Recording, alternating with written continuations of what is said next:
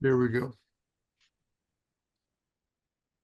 Okay, good night, good evening, good now for you. I don't know where you are.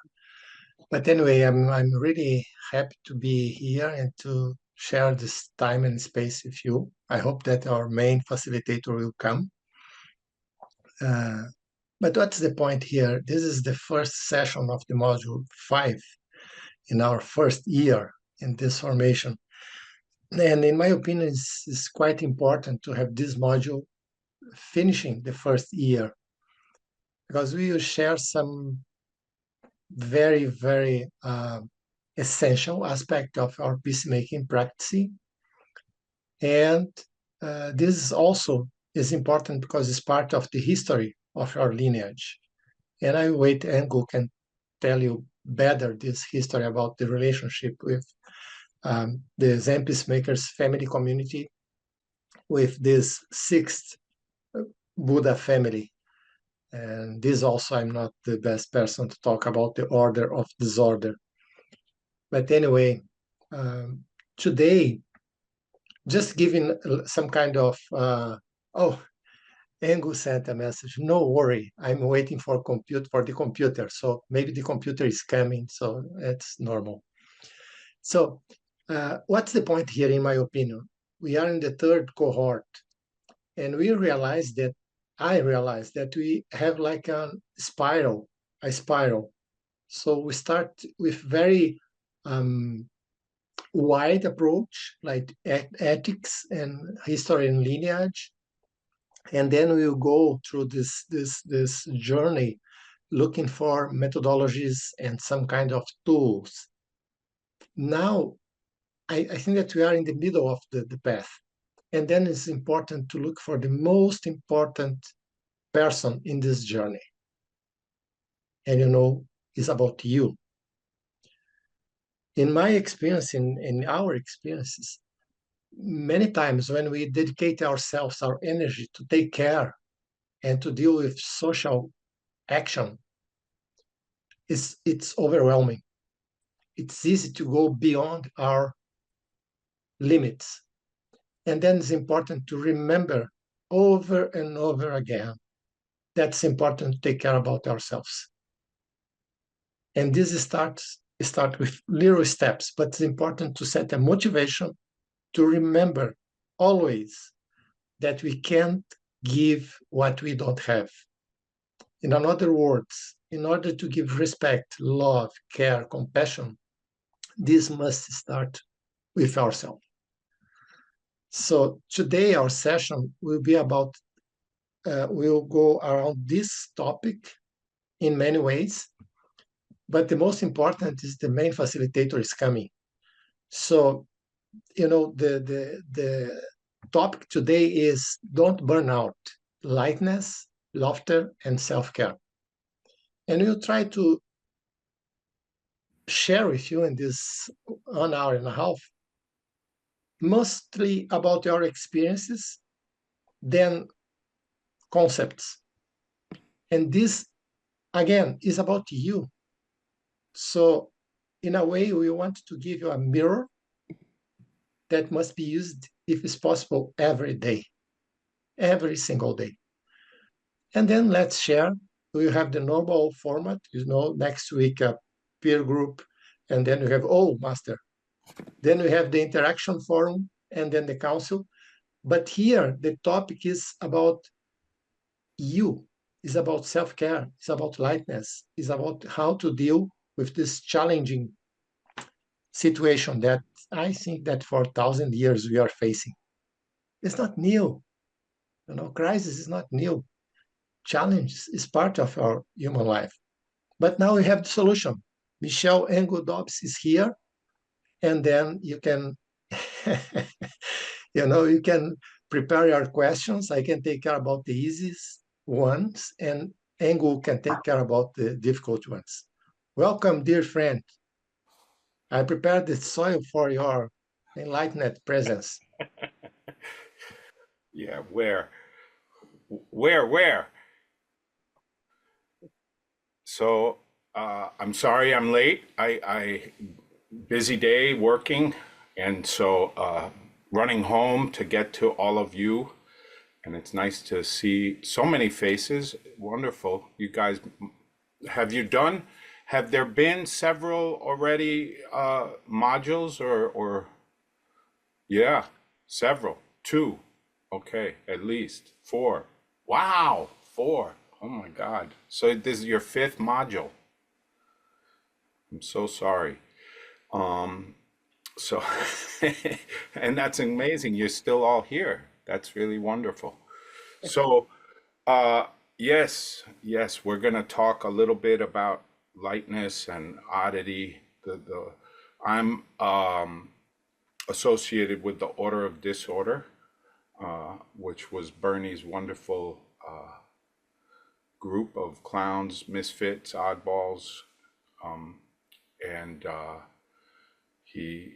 I remember when he asked me to do it. I came back and I told my teacher Murio Roshi, I'm the coordinator of the Order of Disorder. It seems like an oxymoron. And he said, "Well, I knew you were some kind of a moron." So, so there you go. That's how it started. And my first task was to get a list of all the members, and I'm still working on it. That was about 12 years ago, I think. But, Bernie started the Order of Disorder as a way of, he felt like he was visiting all these Zen centers and people were taking themselves very seriously. And, uh, and he thought maybe people need to learn to take themselves less seriously. And so he went off, he disrobed, meaning he got undressed.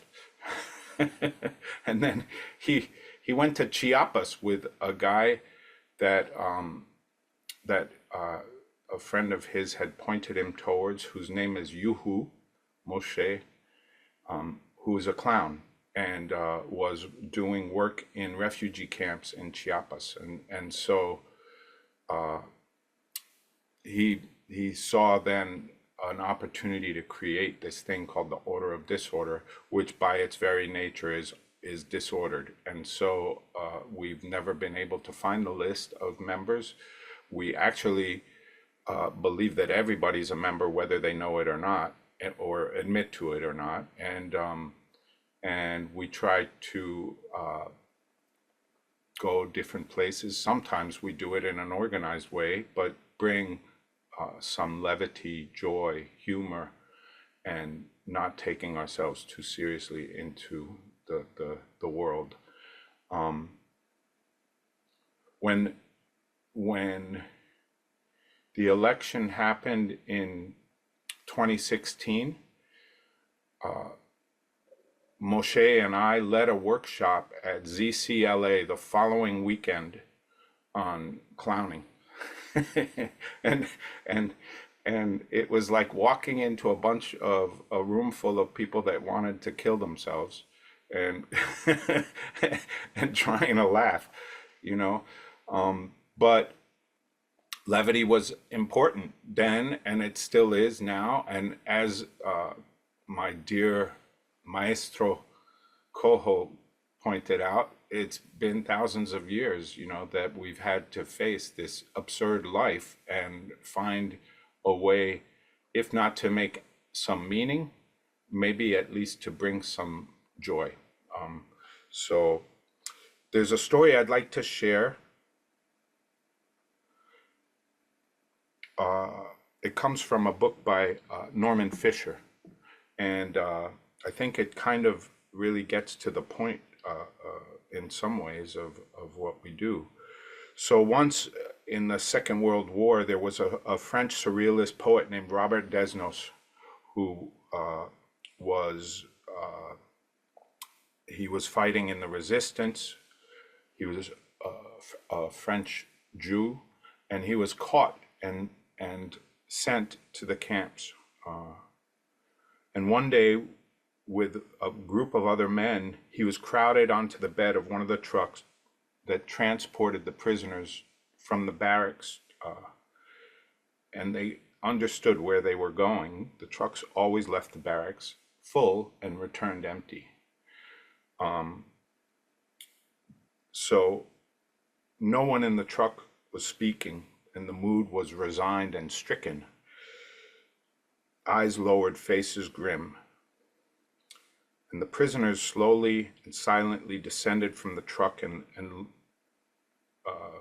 although they were normally, the guards were normally full of jokes and banter, they were silent, unable to avoid catching the mood of the prisoners who were going to the gas chambers. And suddenly the silence is interrupted, and one of the men in the line of prisoners, with great animation, jumped up, turned around, grabbed the hand of the man behind him, and he began to read the man's palm. And he said, "I'm so excited for you. You are going to live a very long life. You're going to have 3 children, a beautiful wife, wealth, so fantastic. It's wonderful." And his excitement was contagious. The next man and then another man, in shock and bewilderment, were pushing out their hands to have him read their palms. And each time he'd read their palms and say, "Long life, children, wealth, exciting career, beautiful surroundings, peace, happiness, joy, success." And this was Desnos who was doing this. And as he did it, the atmosphere dropped slowly, a little bit slowly, but and all of a sudden, the energy of the group they started to kind of transform. The people all of a sudden were feeling lighter, and they're smiling and laughing and congratulating each other. "Oh, you're going to have such a long life, finally you'll marry Maria," you know. And the guards even started to be affected by this, and they'd been living also in a dark spell in which the marching off of men to slaughter was normal, but all of a sudden this event, this unprecedented event, suddenly changed the energy, and there was an alternative reality that Desnos created, and the guards were disoriented and confused, and eventually no longer really sure what to do. And eventually they couldn't put the prisoners on the trucks, and they led them back to the barracks. And many of them lived, including Desnos. So, I think that I saw this at work during COVID, where many people were going through many difficult, really difficult situations, and every day I went into work and I had a mask, and it had a big clown face on it, a big smile, and the people started calling me El Payaso, and and we laughed, but even more importantly, we connected with one another on a deep level, so that they knew that even if they were going through difficult things, it wasn't like I would walk up to someone and I'd say, why are you so sad today? And can I get us? I always say, "Dame una sonrisa, no te cuesta." Give me a smile, it doesn't cost you anything, and they would say, "Oh, Michel, mi papá murió, my father died in Ecuador or El Salvador or somewhere," and they would say to me, "Y no puedo ir, y él estaba solo." Very sad stories, really heartbreaking stories, but we would connect with one another, and of course then I wouldn't be clowning, but we were, because of the clowning, they had a certain trust in me that I wasn't just a suit and tie, I guess, because I work in the management. So they tend to think of us as a bunch of gringos with suits and ties, but all of a sudden they could connect with me, you know, on a real level, on a human level. And sometimes I could help them with something in the situation that they were going through, right? So, you know, I think the order of disorder, there's a beauty to clowning, and there's a beauty to joking, and there's a beauty to breaking the usually serious and ways that we are stuck in our lives. But it's not only always levity, sometimes it's also just connection, you know. But laughter is a wonderful and deep way that we connect with one another. I would say that laughter and crying are actually the deepest, and maybe sex, but you know, we're on computers, so we're not going to be able to do that. Oh no, Jeff. Ah, disorder in action. Yeah, who knew, Achu? So that's sort of what the order of disorder does, right? And I think it's important also, particularly if you're involved in this work of Zen peacemaking, right? Where a lot of the times, you know, we're going to difficult places where a lot of strong emotions can come up, you know, and I, you know, at Auschwitz, certainly even on our bearing witness retreats out west with the Lakota elders, you know, but our Lakota elders love to laugh, you know, including that they have people who are called Heyoka, who are the backwards people who do everything backwards, you know, and who are considered very holy people, and so they love to laugh, you know, and it's a deep way of connecting, which holds, which creates a relationship that then becomes the container where a lot of grief can also be held, you know. So I think that for us as Zen peacemakers in our lineage, this is a big important part of it, is that ability to laugh, to connect with one another, so that we create relationships that are a container to hold all the other stuff that comes up, you know, all the other things that come up in the work that we do, you know. And you know, people get freaked out about the elections or whatever, but that work is always there. That work is going to be there. It doesn't matter who's elected, you know. That work is always, always there. It's our primary work of creating connections, of seeing each other, seeing the one body, you know, as Bernie would say. And it's the most important thing that we do, whether we're running a cookie factory or a Zen center or whatever we may be doing. So that's my proposal to you. And maybe, I don't know, do you have a plan, Coho? I'm happy to break it if you do. Yes, this is the idea. We have a plan, but I feel that the most important, and I want to share just a little bit about this point. I'm engaged with the Zen Peacemakers community from 2000, 2001, and 2010. Then I started to really to engage myself in bearing witness retreats and street retreats and so, and to take some responsibility. And sometimes people ask me, why? Why are you doing this? And in my opinion, you know, I come from Brazil, from the so-called global south or the third world.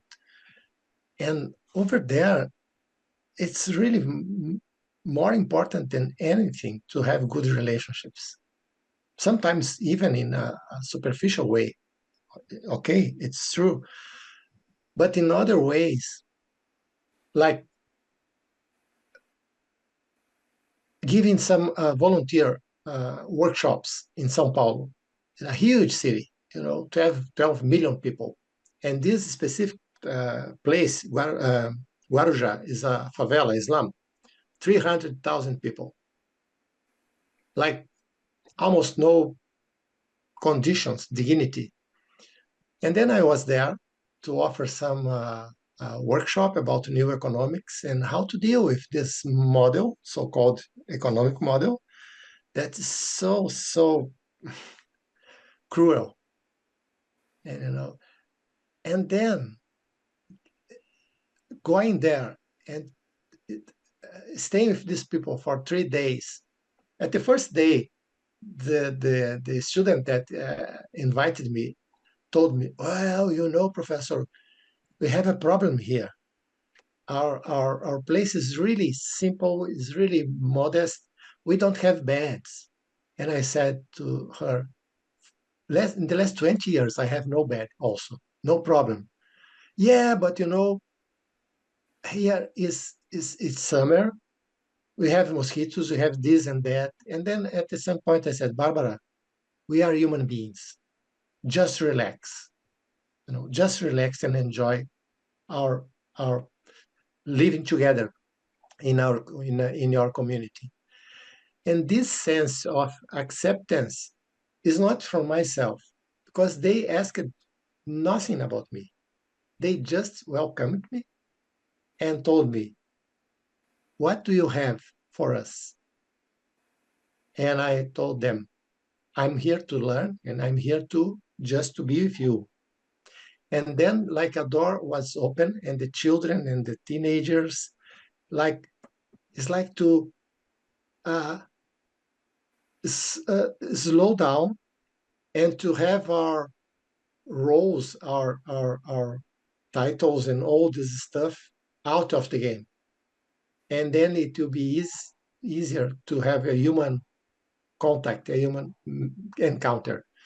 So I believe that this module and the order of disorder is about our human condition. And I remember Bernd saying, if you want to start your day in a good way, look to the mirror at the first moment and smile. Why? Because, we are in a way ridiculous. Our life is so short, we have so many limitations, but we can be happy anyway. I like to look for this aspect in terms of contentment because happiness normally will exclude sadness or all this kind of emotions and feelings. I think that contentment is beyond this. And a very important poet said that a clown is someone that can pretend in a so good way that pretend to be sad as he really is. I don't know if my English is good. I'm pretending that I'm sad because I'm really sad. And then these big smiles, and the ritual clothes, this is some kind of honor to have it because it's a way to remember that I'm not so important. Really, I'm not so important. And then this will give space for the others that they are not others. As Engel said, this sense of one body in my experience must come from my heart. It's not from here. It's not enough to understand the sense of interdependence. In a way, I must to connect with people in this fragility, in this sense of uh, unimportance.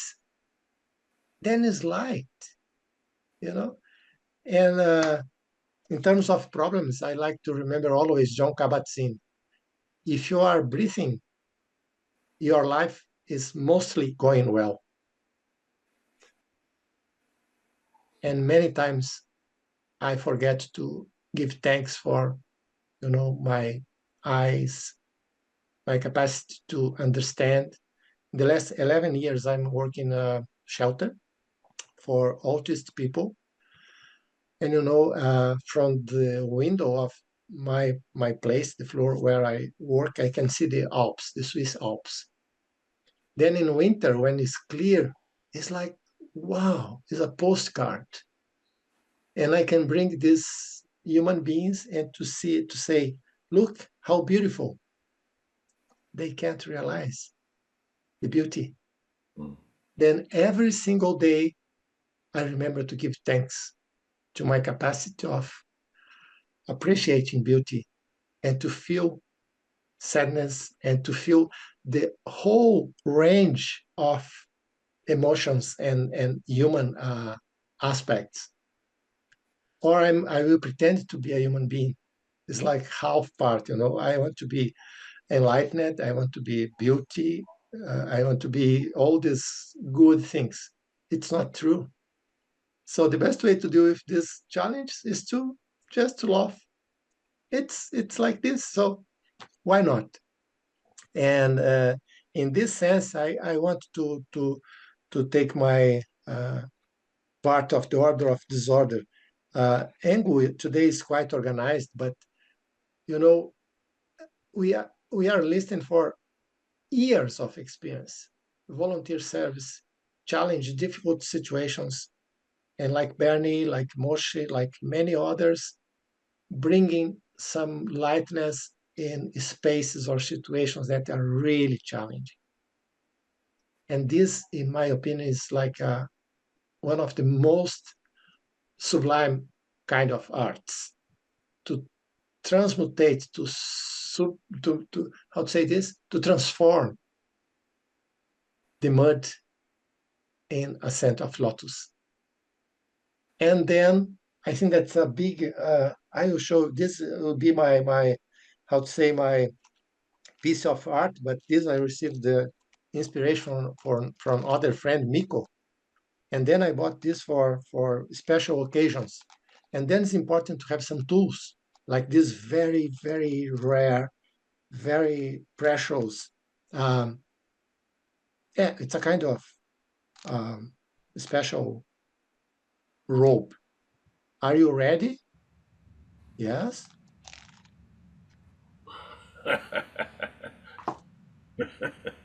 Ah, so this helps me a lot when people try to put me in a jail of a serious person, really organized. And so then I will take my rabbit hut, hut, and then it's easy to understand that I'm not so important. And that I can take like, big losses, big sadness, confusion as part of the learning process. So in this sense, um, I want to share with you some references in order how to take this as a habit, a good habit. But I'll give back to you because you can share some um, uh, stories about our lineage and how Bernie, for instance, used the order of disorder as an important tool to make connections with difficult situations, as far as I remember. Mm. So you're giving it back to who?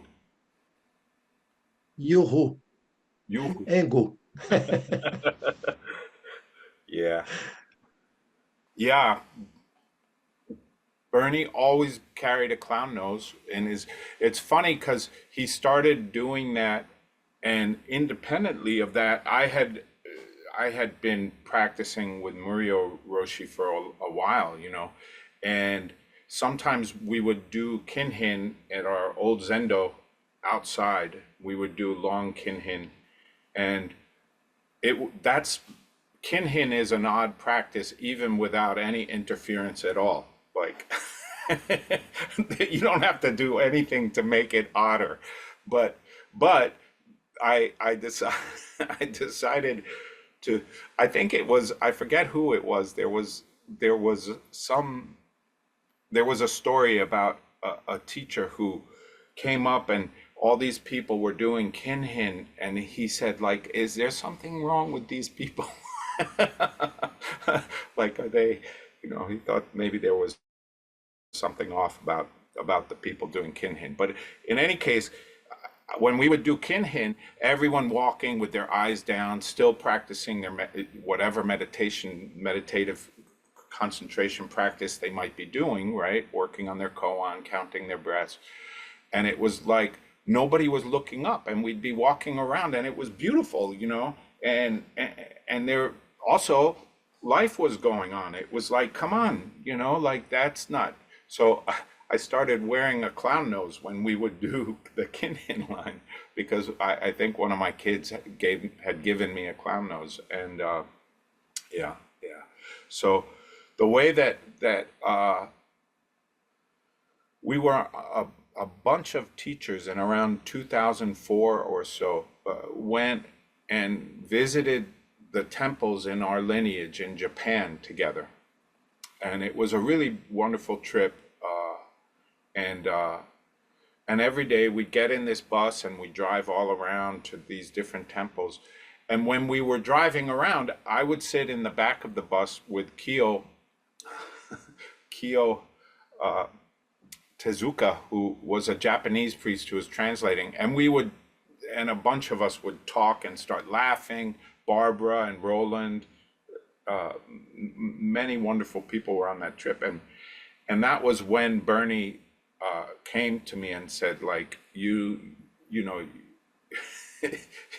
I'd like you to be the coordinator of the Order of Disorder. And I said, what? And I didn't really know about it, but he always had a clown nose that he carried with him, and he liked to clown. He really did. And he would be there's some wonderful pictures that Kuku, who's one of the he was the original coordinator, and did such a wonderful job that he was impeached, I think. I don't know, or but he is an incredible photographer, and he had these pictures of Richard Gere when they went to Israel, I think, the West Bank, in many years ago, and they were talking to different factions to try to, bring peace, and there's pictures of Richard Gere. He had a clown nose also. He would sock it on, when things were getting too difficult or too. And Bernie used to say, like, you could be sitting in any kind of meeting with people, and you put that clown nose on, and it totally breaks the the gravity of it. And I was thinking about how our practice is a practice of on a serious note, our practice is a practice of letting go of so much, right? And especially letting go of who we think we are, our ideas and opinions, but especially our ideas and opinions about ourselves, which if we really practice, we start to see is not quite as clear as we thought it was. And so this sometimes when we do clowning workshops together with Yuhu and I, when we've gone to a bunch of different places, Zen centers, and done clowning workshops, and he does these wonderful physical practices of clowning, like laughing, but physical clowning is a real beautiful practice, and can become it's quite there are people who've been doing it for many years, right? And so there's books about it and everything, right? But when we do these clowning workshops, you see how people are inhibited. You see how we all have some idea of ourselves and don't want to be laughed at. It's like this basic, very fundamental, thing of like, don't laugh at me,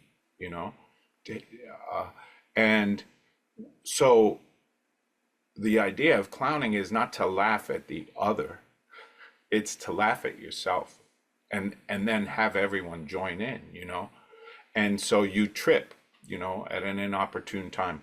One of the things that I like to do sometimes is I go to work and I put my shoes on backwards. And then I walk down on the floor, and the ladies go, Michelle, your shoes are on backwards. You're getting so old. You're like my 3-year-old. Your shoes are on backwards. And I say, no, no, no. Your shoes are on backwards, you know?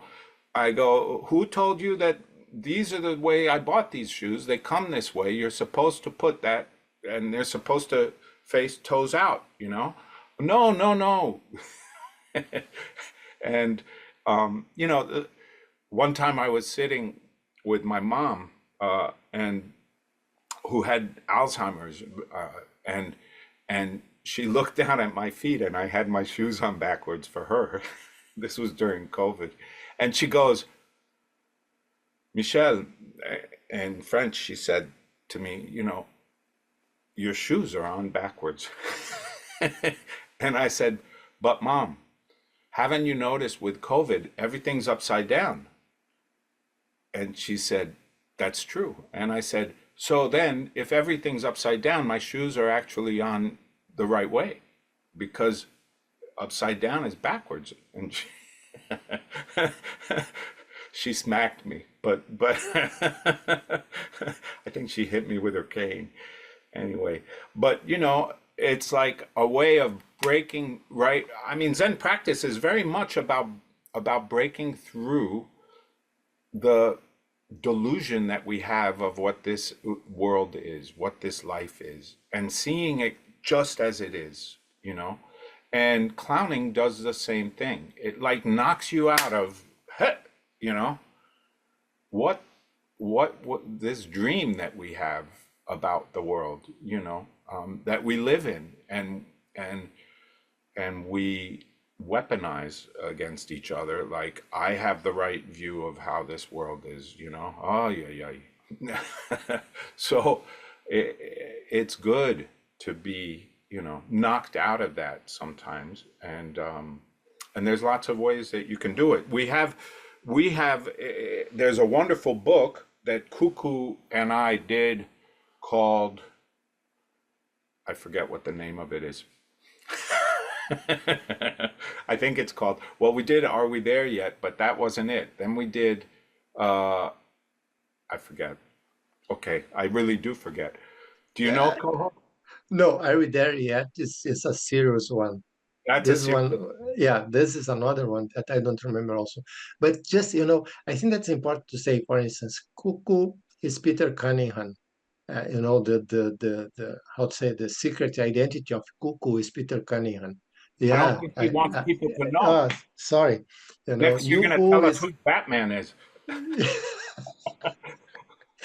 but this sense, many times I feel that people try to understand clowning as something not serious, and all the traditional cultures have this role, the Joker. What's the name of this? Another one. So this role that can really tell the truth without pretending to be right.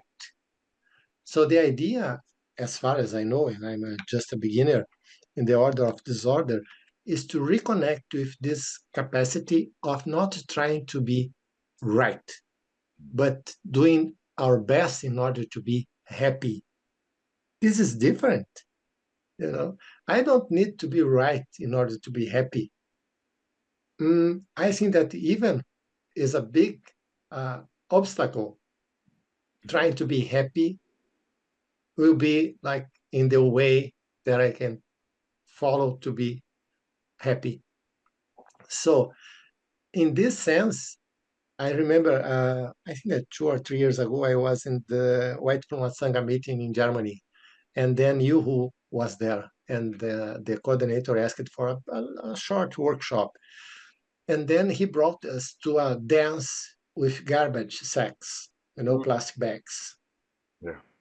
At the first moment, like 5 minutes, I know it's a cultural, how to say, conditioning. People are just, just with the hands. And 15 minutes after, it's like a kindergarten. People enjoying and really giving no importance about what is happening. And I have this experience about dancing. in Brazil, the native people, I learned this with a good friend, Cacaverá from Chucaramay people. He told me, when we dance, we are not dancing for someone or for a performance. We are dancing for life in order to honor life. And this our joy, and it's important. It's not only dancing for celebration. We will dance also for our losses. When someone died, we will dance. When we have a harvest, we will dance. When we have a accident, we will dance in order like to dissolve this sense, as you said wisely, substantial reality. And reality is what we put outside. So we change our eyes through a red nose. And this, I think that for children, for instance, in difficult situations, to have a clown, it's like a gift from the gods. Mm. Even that I don't believe in God, but anyway, this is another problem. the, the, the uncle of my wife at some point told for his wife, I gave up. He have no salvation at all. It's okay. But anyway, the point here is I don't want to change anyone. I don't want to fix myself. So in these teachings from the order of disorder, and I have lots of gratitude for your disorganized institution, gave me the allowance to do this professionally. It's wonderful. It's wonderful. Because in the most difficult moments, like you said, in Auschwitz-Birkenau, Mm. I need at the end, to have some connection with, oh, even in a place like this one, we are here to bear witness and to say we can overcome this kind of immeasurable uh, lack of competence of our human kind to deal with differences, with diversity. So it's just I think that this module is much more about sharing and about mirroring our complexity and the wholeness of our life. So I'm used to say sorry by bringing bad news, but all of this is part of our life. All these aspects. Then, what about to take it in a lightful way? I remember that also Moshe told us we have mindfulness, but we must have another kind of therapy, is lightfulness. So it's another kind of therapy. And this can be practiced in many ways. So back to you, and maybe we can offer a space for sharing. Yeah, I think it's good that we share. I think it's good that we share now. If Mhm. anyone has any questions, comments, regrets, whatever you've got, bring it on. And I think, just unmute yourself, you poor muted souls, and Must I give the formal sign? no. Okay.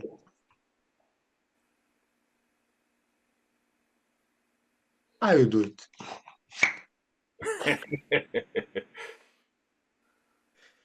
This was a gift from Miko. It's beautiful. Carolyn, are you trying to wave to us? I am, and trying to take myself off mute. Okay, I think, well, I want to know, and probably a whole lot of other people do we have to wear red noses?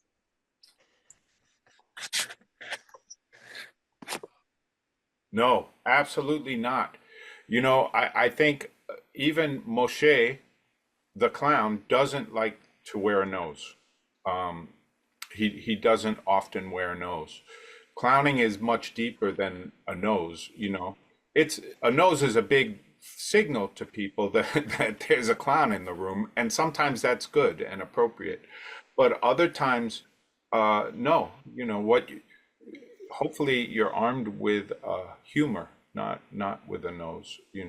Because actually, right, the nose, it if you don't have the humor, the nose is just, you know, a piece of red plastic.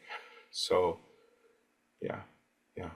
I wear one, and also you cannot wear a nose as Achu is modeling for us. There's other ways of signaling that you're odd. Achu, Gesundheit.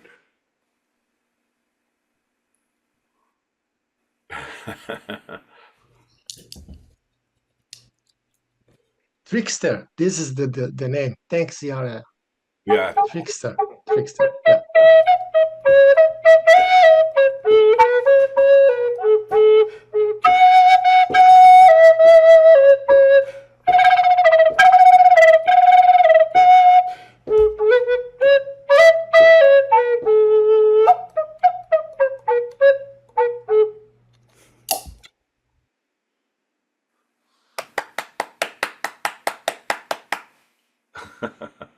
Thank you. I don't know who did that because my screen has this unusual format where I only see Coho and me and a few of you up top.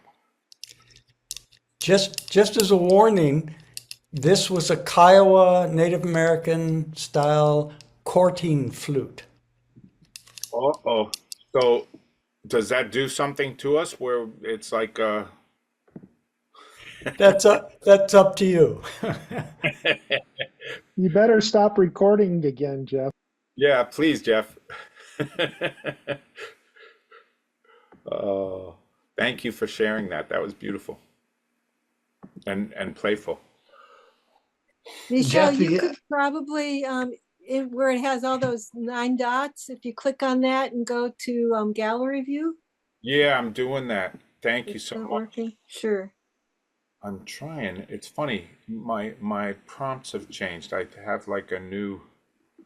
I will send you a link in Why let's don't we say why don't we do a teacher. a separate Teams meeting? Yeah, and Yes, the other but day first I- I want Well, to Jeff, share. if you can First I unpin, if you can unpin Oh, those there you guys, go. then we can There get you speaker go. view. Nice, Thank nice. you. Thank you, Jeff. I just want to share a picture of our good friend Moshe Yuhu. May I, Jeff? Oh, Jeff is in this new identity. Yes, you are co-host, Oh, wonderful. co-host. So Yes, you should be able to share screen. yes. So then I must open the file. This one. Yeah, no. Oh Uh, my. Uh-oh. Be This careful. is the. Hey, you got only good things on your computer, Coho. I have only good things. My computer. This is your influence. No. Huh. That's a little one. But anyway, just to give an idea about Moshe. Yeah, the exercise that Coho was talking about with the garbage bags, it's like, or shopping bags, it's such a beautiful thing. He takes them and you know, he just like flips them up into the air and they kind of float, you It's a know? beautiful dance, it's slow motion. It's so beautiful. A group Yeah. of people dancing with this plastic bags. Can you see the picture? It's very small, but yeah, Yeah, maybe zoom on it. yeah. Right Okay, next let's to it. do it. Wow. Whoa. Uh-huh. Yes. Yeah, no red noses. No red. Anyway, so then my suggestion is to follow your suggestion and to have breakout rooms to share about something. Oh, good. Whose suggestion was that? I think that the most important at that point of our formation, as I said in the beginning, and you came late with no conditions to enjoy my wisdom, is that is a mirror. It's about ourselves, how to take care about ourselves.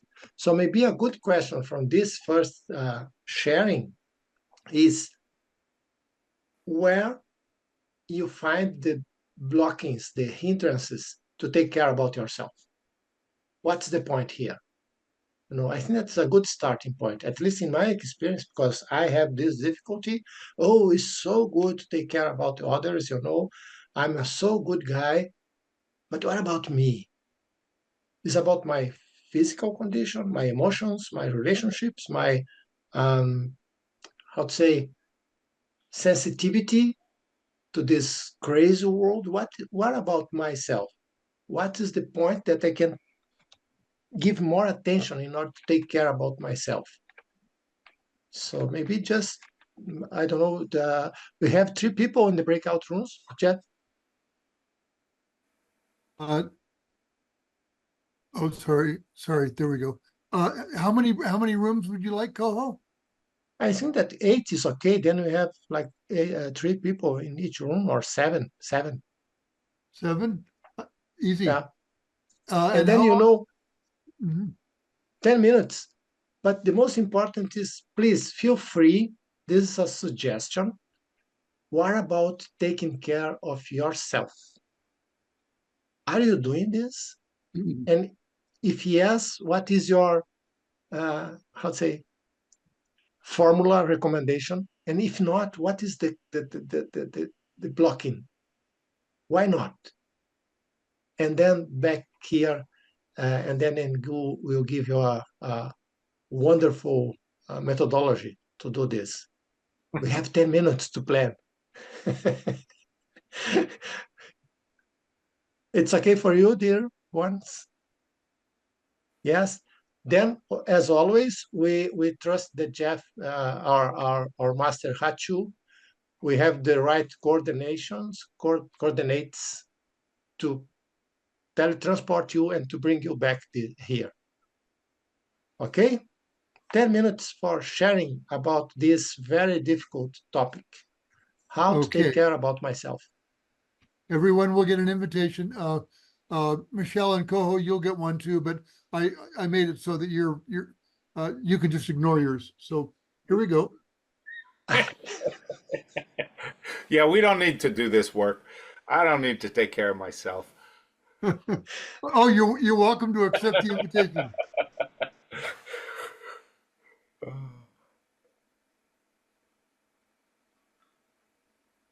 Ulrika, did you get an invitation? She's There we gone. She got it.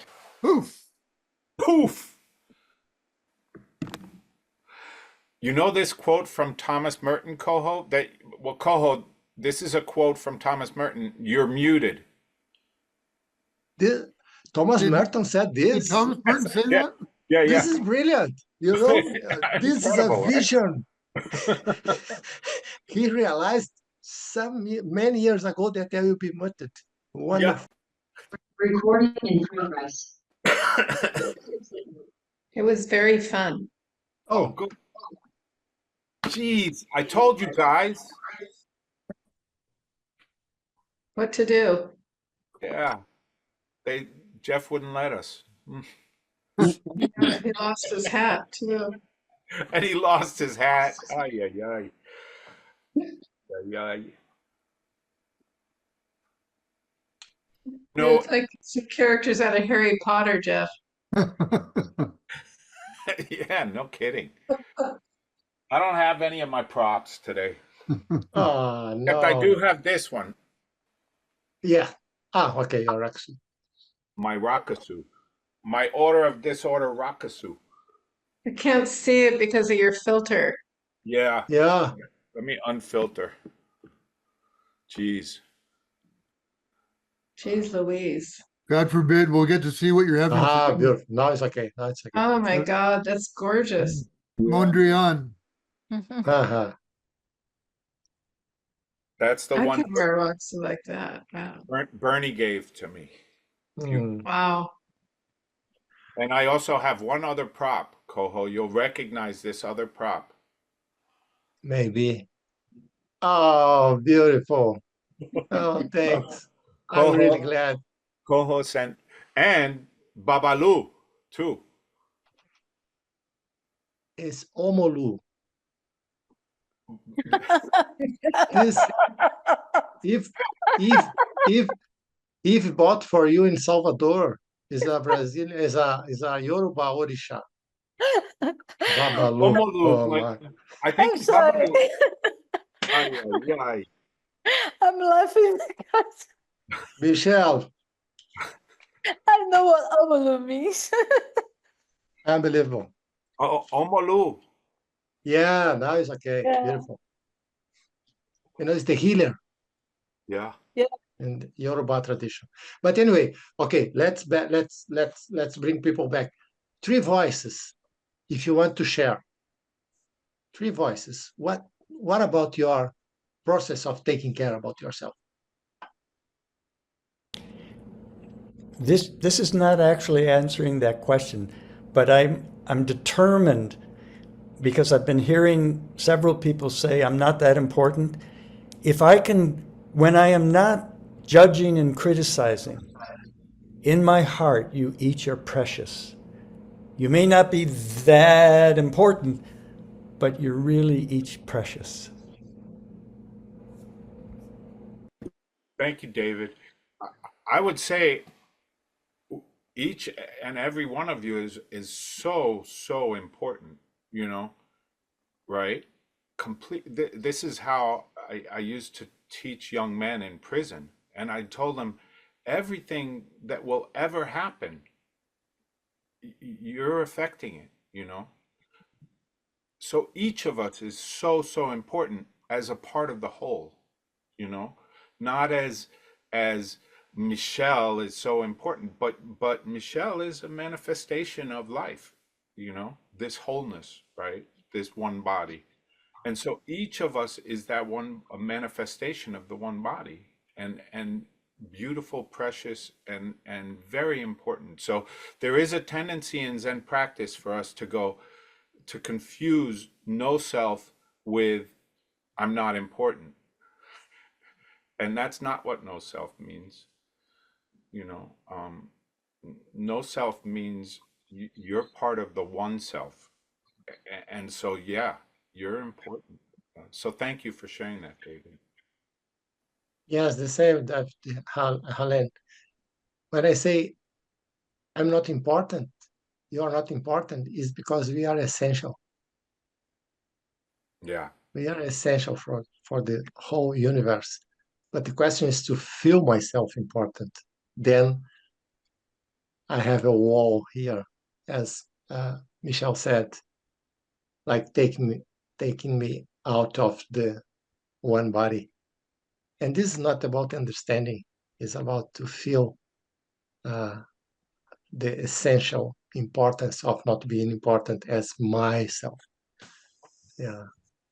I don't understand, but I feel that this is true. Perfect. Can I share? Please. So, I just bought myself an electric scooter. It's supposed to arrive today. And that's for the kid in me.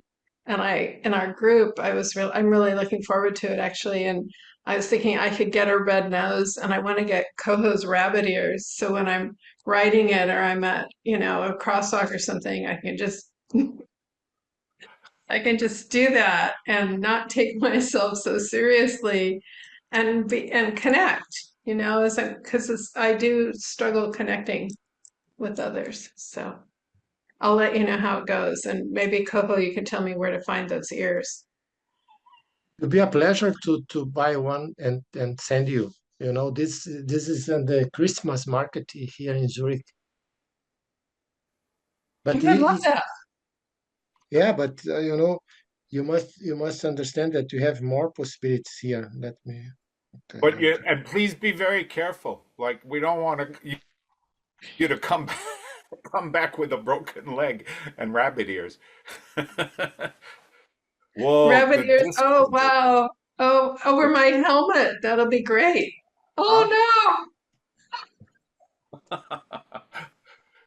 It's incredible. this is professional, huh? Very. The question is to turn off. Okay. How do you know if you're going to turn right or left if they're both blinking? That means you're going straight ahead. I need time. But you know, a very important point is that after asking my registration for order of disorder, people start to give me gifts because in some way it's an allowance for people to be also like myself ridiculous. It's a so it's a so how to say releasing, not pretending to be serious and right. And then I think that this good guy said that we must be like children, no? And this is a manifestation, in my opinion, of the enlightened mind, not pretending. My first Zen teacher was a so amazing person, very serious, but at the same time, are you talking seriously? Because it's so deep, like the trickster in a high state of mind. And this is like a blessing to have the opportunity to share the presence of a person like this one, at least in my experience. It's a wise child. That's so wonderful. It's so wonderful. Yeah. So we have space for at least one more voice.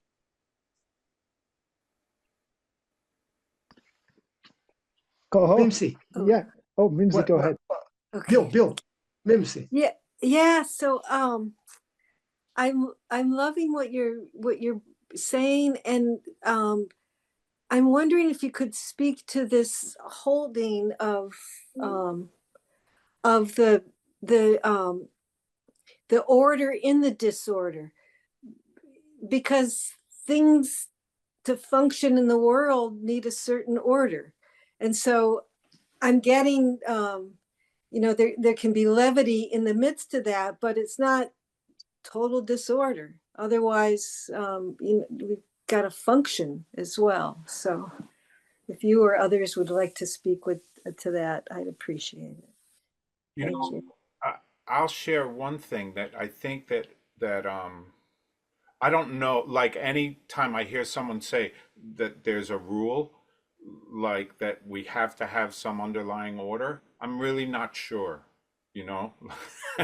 Like, but so I would um I I would always say, like, take a look at that. Are you holding that as a belief? Like, maybe there doesn't need to be any order. There's books written about chaos and chaos theory is, I'm not the one to tell you about that. But when I hear one of the reasons I think that I love the order of disorder is because any rule should be like taken take a look at it and see, and not only see if it's true or not. That's less important, is how do you hold it if it is true, like, are you but the other thing that I think is important, and Coho mentioned, the at Auschwitz, right? It was at the first Auschwitz retreat that at the end of the retreat, this sort of uh, joy arose. And I forget who the rabbi was who was there, but he began to dance on the very last night. Don Singer. Right, right.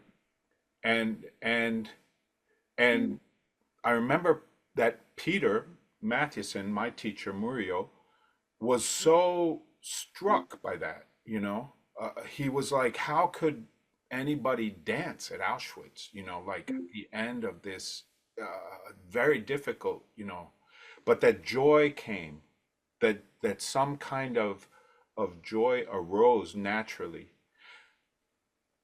but it arose naturally, right? And that's a really important thing. I think that one of the things that we have to be careful of with the order of disorder is this kind of, like, I'm always clowning. I'm always, right? It's not to be stuck in that, So as I spoke about going around and talking to the people at my job with the clown mask on, sometimes stuff arose that was like so deeply heartbreaking, really, like, unbelievably difficult. And so then, of course, like, I would be there with a clown mask on because we were wearing masks because it was COVID, right? And everybody had to wear a mask. But what was going on there was not clowning, you know, it was just deep connection, you know. And so uh, uh, I hope that that answers you a little bit, Mimsy. I don't know if I. Thank you. Yeah, I've been to Auschwitz a couple of times and have experienced that opening of the heart after being with the grief of bearing witness. What I'm talking about is I got I'm the treasurer of our Sangha and got a $25 bill because I got the bill in late, you know, and so it's that kind of thing, you know, that there's time and, you know, external demands that sometimes I wrestle with. Mm, Yeah. for sure. Yeah. You Thank could, Mimsy, you could send them a $5 extra tip for letting you know that you were late. May I tell you just two short stories. One is about the assistant of my first Zen teacher. She was a German nun. She was a dancer, and then she met Zen, and she went to Japan, like amazed with this aesthetics. And Zuiten, it was his name. And one point that brought me to Zen is that Zuiten told me one day, you know, life is a game. We must play the game. The point is, don't believe that the game is real. That's it. So, and this is part, in my opinion, of this proposal of order of disorder. We look to a flow in reality. It's not disrespect to reality. It's to look it again. You know, like in Italian, respicere, look it again, and again, and again. Why? Because it's impermanent. It changes. And keeping this openness make us, or make myself, more alive, connected with life, because life is movement.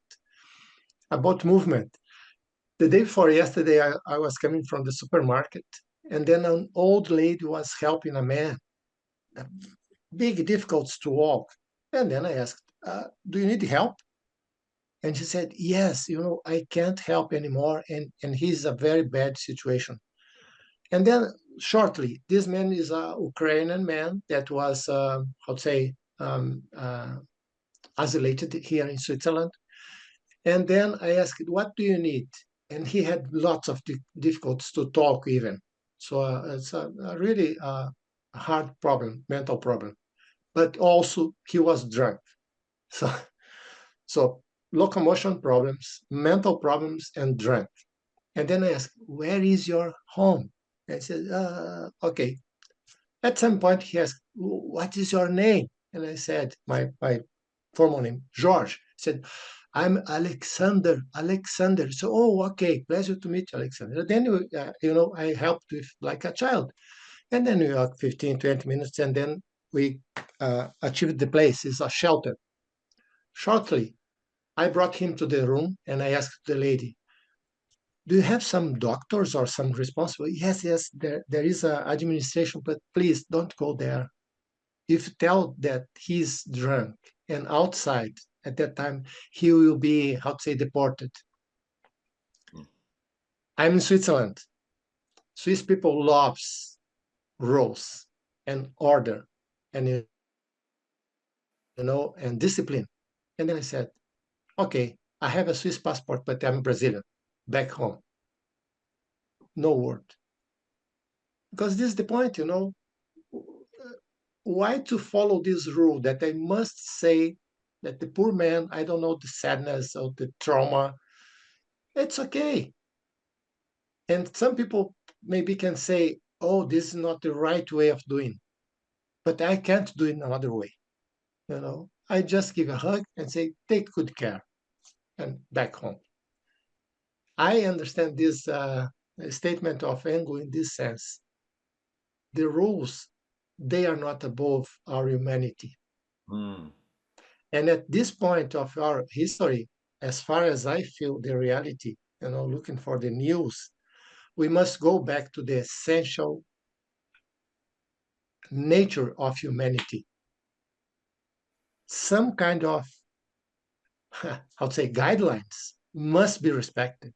Must be respected. Doesn't matter what economy said, what politics says, what geopolitics are. No, we must go back to this kind of innocence and just recover the capacity of bringing a smile to anyone that come to our presence. And in this sense, we must look to the rules over and over again. And I'm a really, very, I like to respect rules, but sometimes we must look it again. And yeah, do you understand? To be flexible and to fulfill our vows or my vows. What is the benefit? What is beneficial for the whole Indra's network? This is a good question. So this is the meaning of spiritual practice, in my opinion. But it's not a short story, sorry. Back to you, Engu. You have 7 minutes. It makes me laugh. It reminds me once I was sitting with my kids and at the dinner table, and we were talking, and they said, and I contradicted something I had said, and my son, who was 18 or something, said, "Dad, you said it's like important to be consistent," and and I said, "I know I said that consistency is important, but not all the time." It reminded me of that. It's of course there's so many different versions of that story, and I think Coho is right. Like, the rules don't come before our humanity, and I think that in a big way our practice is to feel our humanity, to realize that, and so that we have these rules that are really more aligned with the way that the universe is. So in this case, I'll pay the extra bucks. Listen, you could do a GoFundMe with us. You could do a GoFundMe with this group, and we'll all send you $1. We actually do GoFundMes. No, without I don't even know how much it'll be yet. Thanks. I remember, life is here and now, and I remember that I shared with Jeff that today I received a newsletter about a book from Shishin Rosh about the 5 ranks, and Jeff have something to share, no? Yes. Oh, I can, yes. And it's brief. And Jerry Shishin Roshi is my root teacher, and he's coming out with a book. It's being published by Shambhala next month on Tozan's 5 ranks. But the story is not so much about that. And I was reminded of this when earlier when Michelle said something about, be careful about what you think is true. And so let me just read this to you. I think it's a sweet way to wrap up. A disquieted man sat in his study, and he took his pen and he began to write. And he wrote, "Last year I had surgery to remove gallstones. I was bedridden for a long time. In the same year, I turned 65 years old and I entered retirement age, quitting a job in a company that I loved very, very much. I had to leave the job that I'd been doing for 35 years. That same year, I was abandoned by my beloved mother, who passed away. Then, still in the same year, my son failed his final medical exam because of a car accident. The repair costs for the car damage were the peak of bad luck for last year." At the end of this little piece, he wrote, "What a bad, bad year." The man's wife had entered the room behind him and found her husband looking sad and pensive.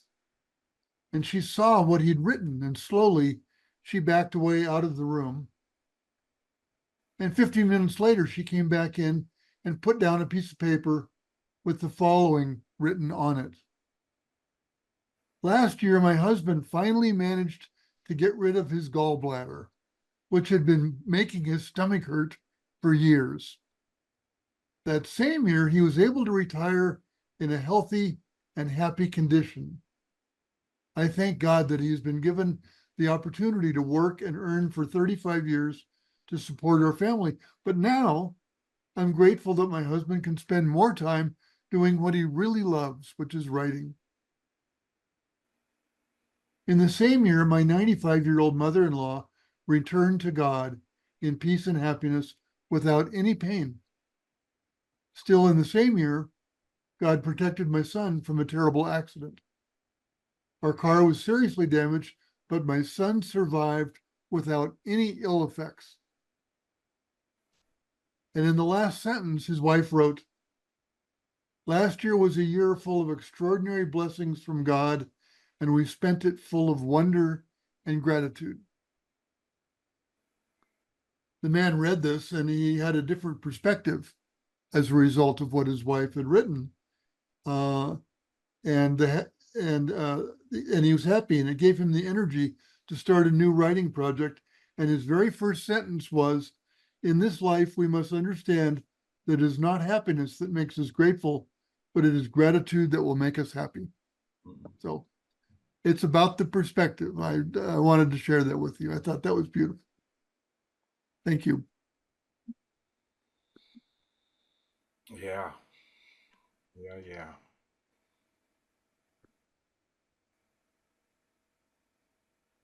So we're up to our time, and Yeah. I would love to hear if anyone has anything that's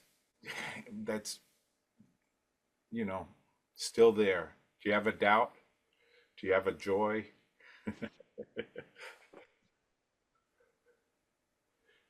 Guy Hi, everyone. or Guy? Hi. As Guy. I would call you Guy. I'm sorry. Yes, you would. I just also wanted to recommend a book, and it is Discovering the Clown Ah, by Christopher Bays. Maybe some of you know it. He's a clown and a teacher, and he does these clowning workshops. I did one of them, and it was really a great and transformative experience. And this book is basically that workshop. It's a collection of exercises that are meant to, well, they're fun, they're challenging, but they're meant to really get us out of our heads and out of that self-importance, and also out of that fear of being laughed at. In these exercises, you really, like and Michelle mentioned, you kind of make fun of yourself, and then others join.